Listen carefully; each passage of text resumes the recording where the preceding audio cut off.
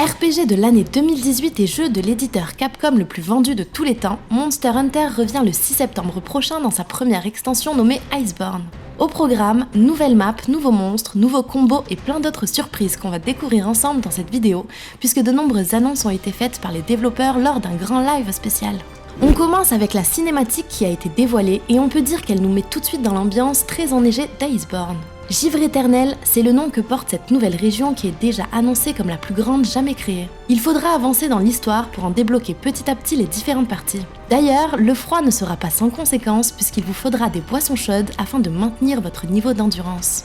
Et qui dit nouvel environnement, dit aussi nouvelle faune et nouvelle flore, et de nombreuses nouvelles espèces feront leur apparition, comme les fameux popos, des herbivores qu'on a déjà pu voir dans les précédents opus de Monster Hunter. Mais ce qui nous intéresse le plus, c'est bien sûr les nouveaux monstres qu'on pourra chasser.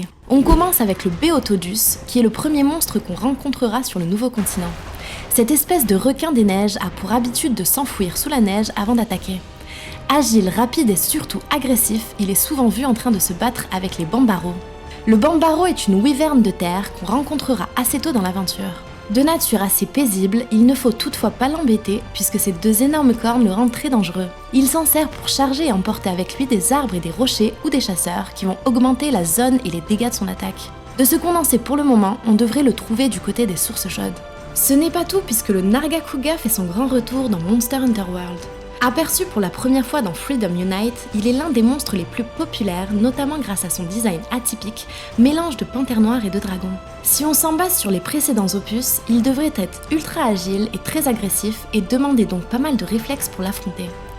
On sait déjà qu'on pourra le trouver dans la forêt ancienne, ce qui est une bonne nouvelle, puisque ça montre clairement que les premières zones ne seront pas délaissées et auront aussi du nouveau contenu dans cette extension. Et enfin, la plus grosse annonce côté monstre concerne le Velkhana, le dragon ancien qu'on pourra trouver et chasser dans cette nouvelle région.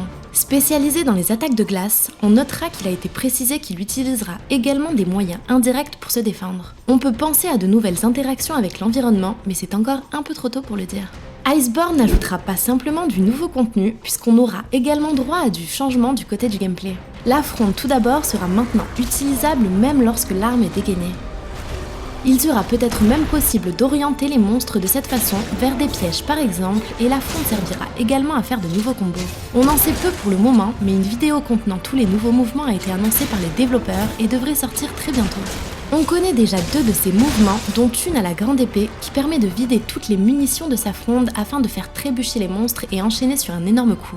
Et des nouveaux modes sur les fusils arbalètes qui permettent d'affiner encore plus la personnalisation du gameplay, avec par exemple un mode de rechargement qui permettra de recharger partiellement ses munitions en faisant des roulades. Ça devrait pas mal simplifier la vie et augmenter la mobilité des fusils arbalètes. Enfin, la fronde aura une option grappin qui vous permettra, selon votre arme, de vous accrocher directement au monstre. Du côté des offres, sachez que si vous n'avez pas Monster Hunter World, une Master Edition permettra d'acheter le jeu de base et Iceborne pour environ 60 €.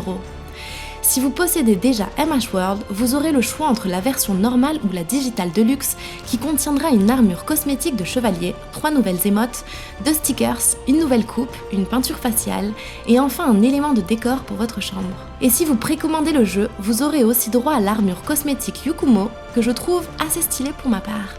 Quant aux joueurs PC, vous devrez attendre environ 6 mois avant d'avoir accès à cette extension. Les développeurs ont promis de tout faire pour réduire le temps d'attente.